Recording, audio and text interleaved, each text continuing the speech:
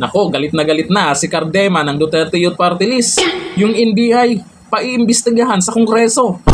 Teka, di ba yung NBI nag-iimbestiga? Tapos sila yung iimbestigahan? At planong bawasan yung budget. Nako, magulo ito pagkatapos ng eleksyon. Itong si Cardema ng Duterte Youth Party List mukhang may ano din to, pinapadisqualify din ito. Tapos may kaso din sa NBI. Nako, mukhang nagkainitan na. Ito, panoorin po natin si Cardema kung ano yung mga banat niya sa NBI at ano kayang maging aksyon ng NBI dito sa sinasabi niya. Ito yung video. Ay, imbestigahan namin kayo sa Kongreso, bakit ganyan ang pagkaka-imbestigan nyo sa mga nangyayaring krimen sa bansa. Paliwanag nyo kung bakit yung inyong 2 billion hindi dapat gawing 100 million na lang. Minuto, walang ginawa yung iba. Diba? Karamihan bumalimbing at yung ibang kakampi hindi nagpakita. Diba? Kaya nga masabi ko sa inyo, dun sa listahan ng mga ipapakilalang Duterte Party List, nakita ko 10. Meron akong kilalang dalawa dyan, kurakot, hindi ko na lang babanggitin. Kasi nagpapakilala sila, Duterte kami. Oh, yung ibang party list dyan na bago, baka pag kayo binigyan ng pera, proyekto, dang-dang milyon, balimbing rin kayo agad, ha? Kami, Duterte Party List, napatunayan ninyo. Ninong namin ng Presidente ng Pilipinas, ninong namin ng Speaker, pwede kaming lumapit para sa mas malaking pondo, kahit bilyon-bilyon pa yan, kahit piso, hindi kami tumanggap. Ganun yung aming paninindigan para kay Rodrigo Duterte at kay Sara Duterte. Kaya sana naman po, makita ninyo yung paninindigan na yun. Manindigan naman kayo sa Lunes para sa nanindigan. Diba? Ba't kayo tataya doon sa iba na hindi mo kayo sigurado, nagpapakilala lang na Duterte sila. Pero baka pag nakaupo sila, pag inalok ng napakaraming bultong-bultong pondo at pera, wala na naman. Bakit? Karamihan ng mga kongresista at party list ngayon, inendorso na yan ni Pangulong Duterte at ni VP Sara noong 2019 at 2022. Ilan dyan sa mga inendorso ang naiwan? Duterte yung party list na iwan. Kaya sana po yung ganong paninindigan, tulungan naman ninyo, panindigan ninyo. Kasi sinasabi ng iba, huwag na natin iboto yung Duterte Party List, panalo na yan. Pag lahat ng Duterte supporter ay naniwala doon, talo tayo. Kami pa yung natalo. Di ba? So sana po, kung kayo ay naniniwala sa aming pinaglalaban, kung nakita ninyo na kami lang ang nanindigan para kay Pangulong Duterte, sa Kongreso kami lang nagtanggol, kung nakita ninyo, kami lang ang nag-file ng impeachment laban sa umargabyado kay Pangulong Duterte, kami lang ang nag-file ng pagbabalik ng death penalty laban sa mga durugista at kriminal at kurakot pa. Baka naman makita ninyo may paninindigan talaga kami na maging boses ninyo sa Kongreso. At hindi kami yung mga tahimik lang para magnegosyo sa gobyerno. Wala kami kahit anong negosyo sa gobyerno. Kaya sabi ko sa inyo, pag kami natalo, alis na lang kami sa Pilipinas. Accept na lang namin na ayaw ng mga Pilipino. Pero kapag kami nanalo, wala kaming ibang tutularan kundi sa Pangulong Duterte kung ano mga ginawa niya sa Pilipinas. Plus isasama namin yung mga kurakot. Panahon na para habulin pati mga kurakot at paglarambok sa Pilipinas. Okay. Back to issue tayo, sir. Gaano kayo kalakas ang paniniwala na itong ipinail ninyo ngayon ay napakalakas ng ebidensya at impeach talaga or may impeach talaga dito sa Pilipinas? Yan, hindi natin kaya i-assume, ha?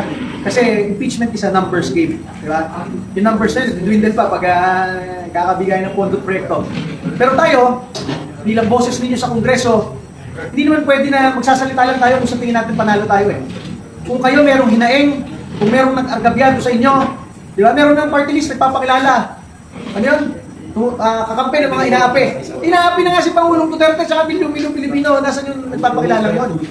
Meron mga party list, nagpapakilala, party list sila ng mga OFW. Nagrarally na nga, dandaang libong mga OFW, di pa rin ngayon nagsasalita. Di ba? Yan ang problema dyan. Ang daming nagpapakilala na sila, para sa inyo kami. Katulad ng iba nga, sinasabi ko, may ibang Duterte party list doon, 10 yan eh. Yung iba kaibigan ko, okay yan.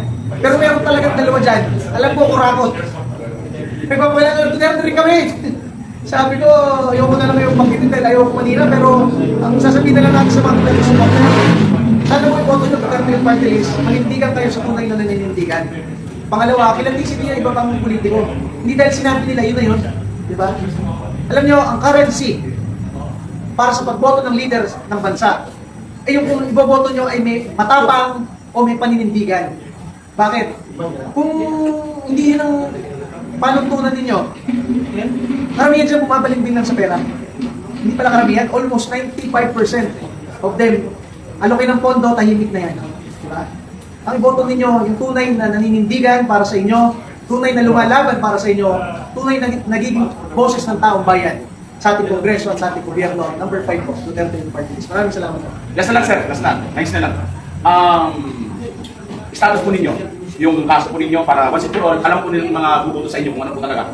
Yung status po ninyo sa kaso ninyo, mismo kasi kinasuhan ko kayo, nabanggit pa rin na yung sa NBI, at yung disqualification case, gaano ba ito makakampi ko sa inyo? Sige.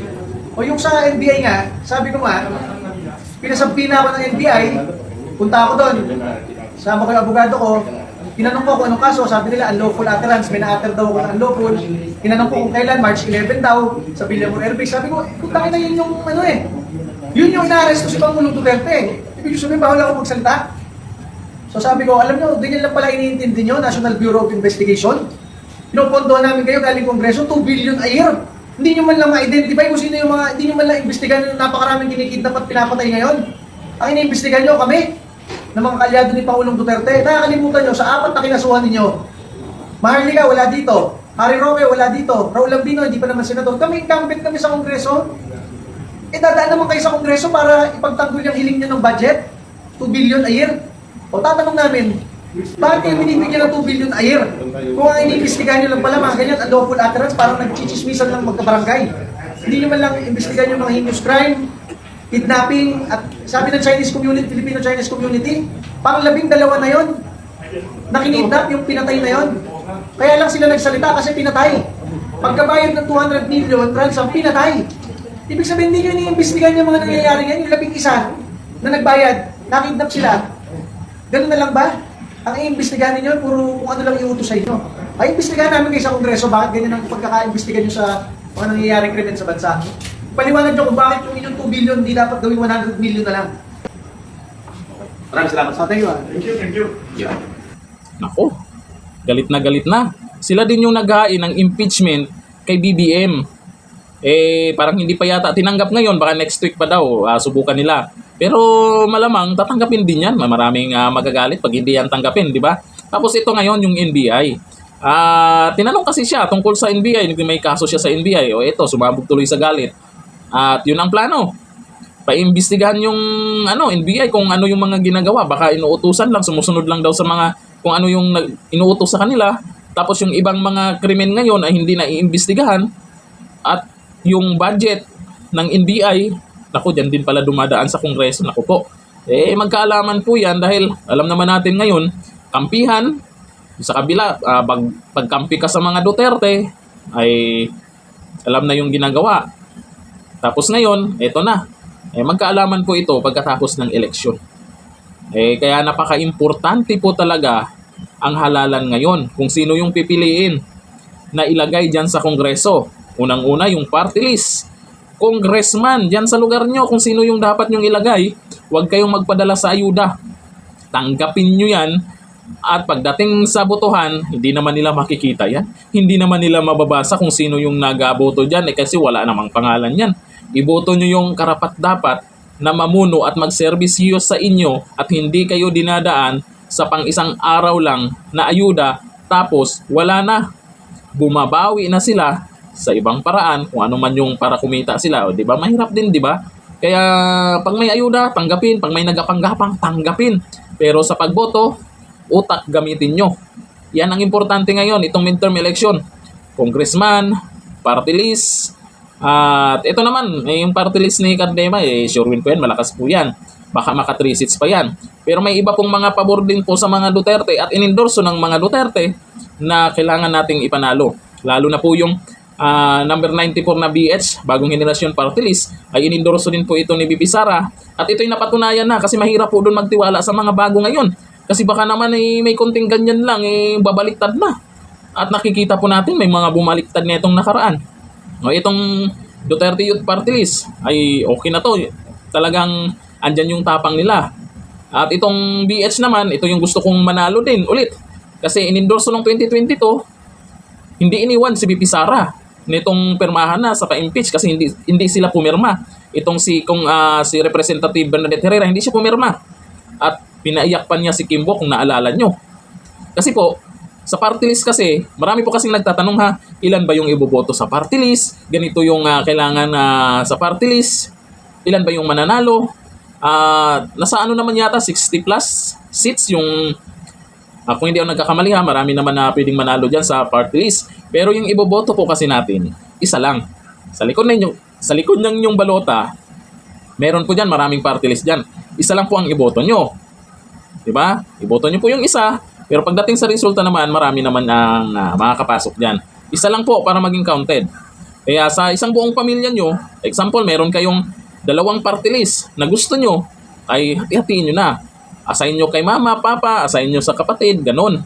Para makapasok po sila, ganun. Strategy lang ang kailangan dyan. Strategy lang. Itong Duterte party list, talagang napatunayan na yan.